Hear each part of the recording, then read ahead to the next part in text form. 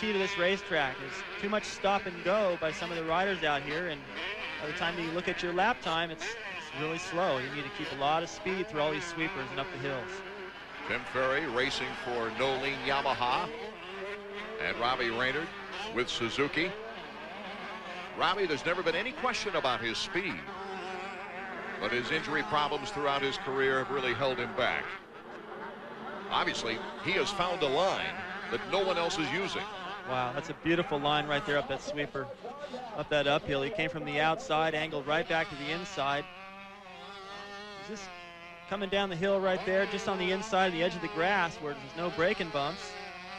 He's able to get back under power. He's at the edge of the grass coming up the hill, lands on the downside of that little plateau there. Everything's coming together for him perfect right now, and it just looks effortless too. He's just standing up looking like he's just checking the track out.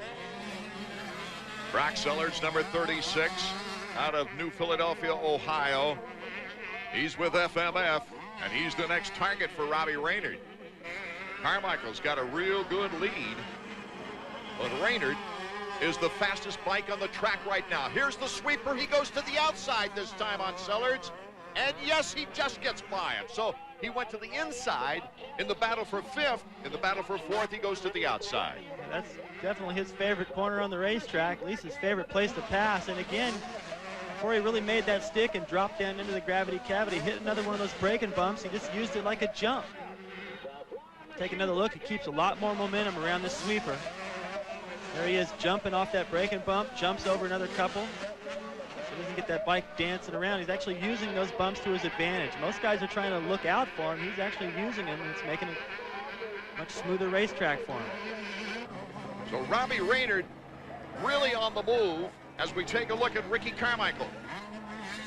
You know, Carmichael's machine, getting that engine to run 10 degrees cooler, that'll help him out in the motocross or Trophy to Nations. Well, they have to run different gas over there. They anticipate the bike running a little bit hotter, and if they can get the temperature down now, not only does that help everywhere, but it'll definitely help in that race.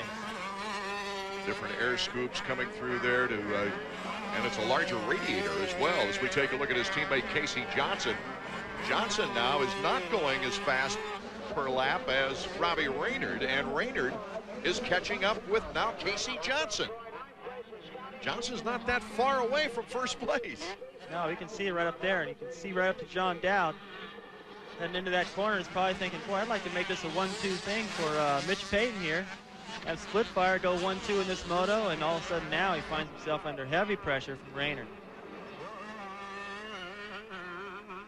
It looks to me, Art, like the pace Reynard has, he can catch Carmichael this moto. Casey Johnson has looked consistent throughout this season, but he's been unable to get a finish overall-wise better than fourth place. Casey has a third place in a moto this year. That was in Sacramento, the second race of the season. At Redbud in his last race, he got the whole shot, but then faded to fourth. A 4-4 fourth finish for Casey Johnson. We'll be right back. Moto number one of the 125s continues after this. We're back at Unadilla. First Moto 125 action. And while we were away, Robbie Reynard, who had passed Ferry for fifth, Sellards for fourth, just passed Johnson for third, and now is honing in on John Dowd. The Team Yamaha rider in second place. Reynard has been running from 3 to 3.5 seconds faster per lap than any rider on the track. You can see it too. Look at the speed he carries through there, all the way down the inside on a wheelie. I'll tell you what, if you want traction to the rear tire, do a wheelie. Robbie Reynard into second place. Well, he's not even stopping there. The last time he came up that section, he was looking over to his left the whole time, seeing where Carmichael was. All these riders between himself and Carmichael don't even matter. Right now, all he cares about is that race leader. It's obvious his Suzuki is up to the task, and he's very confident. He's not going to accept anything but first place, it looks like. That's right, and if I'm John Dowd, the title's on the line. I know it's too early to start counting points. That's what you hear from these guys. That's a bunch of bull. It's important. He should care and just copy everything that Reynard's doing right now. Follow all of his lines. He's obviously doing it right. Just do the same things and follow him right up there to Carmichael and turn into a three-way battle. You never know how that could play out. Carmichael with 4 wins on the season. Lamson and Dowd, the other two with victories, overall victories on the 125 year. But still, it's only a 5-point margin with Carmichael over Dowd. Look at Reynard right here. Wide open. Doesn't even shut off through that corner. He didn't even back off. I don't even think he downshifted. He's just motoring and still reaches up for a tear-off. He's gaining ground everywhere. What a drop into gravity cavity. Yeah, that's a lot of G-force down there. Look at where that fence banner, actually, that streamer is blown out into the wind, almost catches his handlebar. He's got to be careful to dodge that, but you see he's gaining time. That mechanics area is starting to get exciting, letting Carmichael know, you better get on the gas, because there he is. He can feel it. The crowd's into it now. And Carmichael, in first place, is not going nearly as fast as Robbie Reynard. Let's see if Reynard could keep it up. Well, when you watch him, the body language, and you see where they're on and off the power, Carmichael's trying hard right here. He's giving it everything he's got, but his lines aren't quite as nice. That rear wheel slides off into a hole, gets a little more wheel spin here and there. Reynard just, his timing is just a little bit better right now, and his lines are a little bit better, and that's allowing him to gain ground in a few different places on the racetrack. Right now, Carmichael knows that he's trying to pick up the pace, and it's so difficult to respond. You're going the best you can. Your lines are all coming together. He had the lead for a while, and all of a sudden this guy shows up out of nowhere, and you got to change everything, and you can't always do that. Here's where endurance really comes into play in motocross. The longer motos. Robbie Reynard now is in position to look for opportunities. I think both these guys are in pretty good shape. Carmichael making mistakes, and that's just pressure.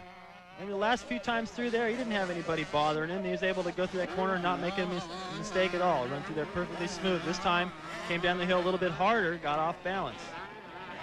Plus, Reynard's got the element of surprise in his favor.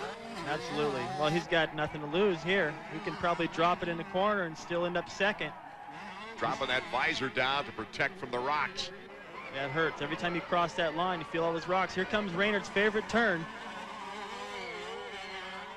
Carmichael shutting him off, but Reynard takes to the inside.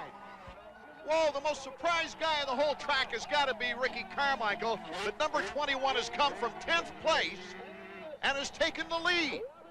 That was just beautiful, too. The way that Reynard got into that corner, hit another braking bump, jumped the whole top of that hill, got right into the downside. Another look at the pass. Carmichael looks over, says, no, you're not getting me through here. Blocks him to the outside, and Reynard says, that's okay, I'll just take you on the inside. He can go anywhere he wants. He's riding this track perfect, and his bike's obviously set up so it allows him to. So one of the few times this year that Ricky Carmichael, after taking the lead, has been passed, barring a crash or mechanical. Robbie Reynard, and it's got the fans stirred up, some 15,000 fans here at Unadilla. Scott Sheik still battling the track. You can see the difference when you go back to Sheik from watching the leaders. Not as much momentum here and there, and front end dancing around a little bit more. A little bit of wheels wash out through that off camber right there. It's a little bit of difference between these guys and the leaders. Sheik has moved into 5th on the leaderboard. We'll be right back with more Moto 1 of the 125s after this. Welcome back to Unadilla. Number 21, Robbie Reynard on the final Suzuki, has passed Ricky Carmichael, has just blitzed this course. And the question now is, can Robbie Reynard go the distance and not make any mistakes, not feel the pressure himself, David? Well, he's good at doing well in one moto. The tough part for him has been the consistency of doing well in both motos, putting it all together the same day. But, man, right now, the way he's riding, I think he could even make a huge mistake and still win this moto. He's just